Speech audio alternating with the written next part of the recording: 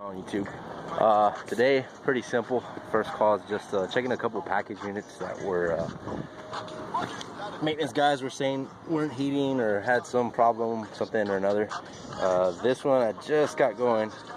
We had some 15 amp fuses in here that were blown, and reason being for that is because we got a heat kit that's actually installed in here after the fact. Before the electricians came through, they put in their fuses and all that. They didn't need anything past 15 just because it didn't have a heat kit. Now we got a heat kit. So based on the model, it says right there it's a 15 kW heat kit.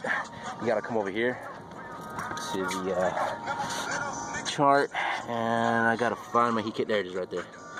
And you gotta see what fuses for a single point power circuit that we're going to require. So I've got 30 amp fuses in there, and once I replace those fuses, I had to also program this Linux Prodigy board.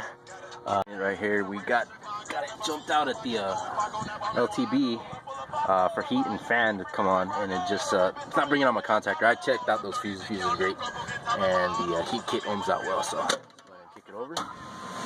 Blower comes on, and my contactor is not engaged, so we got to see what's going on with that.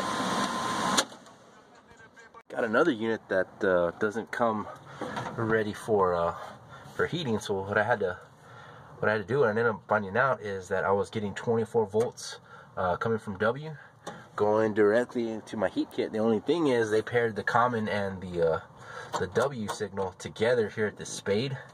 And I was having trouble, so I separated them. Now I've got them on this spade right here, which I'll ground, and I should have a complete circuit. Right now I've got W and just red hooked up, fuses taken out, and what do you know, contactor works. So we'll go ahead and power up the fan, put those fuses back, and we'll actually put the low voltage signal for the fan, put the fuses back, power it up, and see what we get. Contactor engaged, and now we're cool.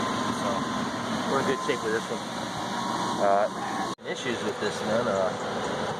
Take a look right now. It looks like somebody went ahead and redid their wiring from the factory. I guess wasn't wired up right either. But yeah, that's what I've been encountering over here. This is a 4th unit. Got to take a look at.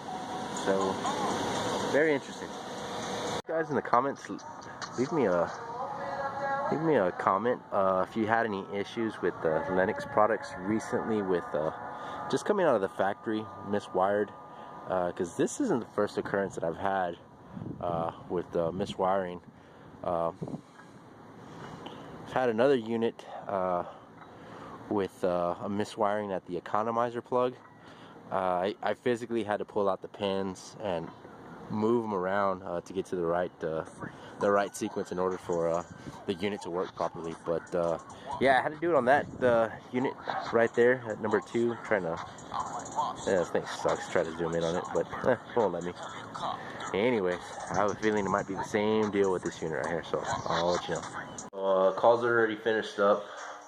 Well, it was just the one call, but I was just out there on a PM follow-up, checking out some heaters, and real easy for the most part. The one unit had some blown fuses just because they were undersized for that unit. Once we added the heat kit, we needed to put a higher rated fuses, so that was simple enough. And then the last 4 remaining heaters that weren't working were just wiring issues straight from the factory, which is kind of strange. But like I said before, I've seen a Linux unit, a pretty recent Linux unit, that had a wiring issue with the economizer. You know, with the heaters that I had an issue with, I just didn't have a ground going to the other side of my my heating contactor. So coming from the thermostat, this is how the heat sequence is for that, for those systems.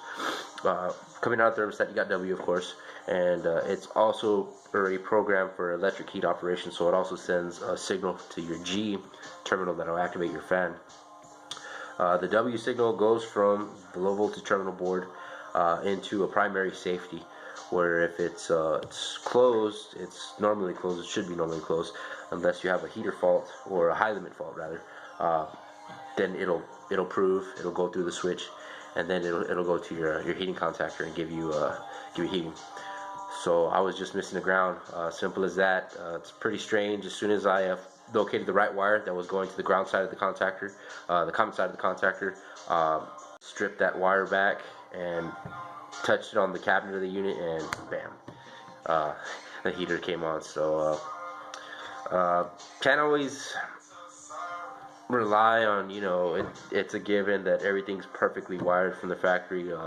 You will run into situations where you got to kind of think outside the box, use your common sense. What makes a series circuit or a parallel circuit work the way it needs to? So if you guys got any questions, or if you had anything similar like that happen in the field, leave a comment, and I'll try to get around to your responses. Thanks.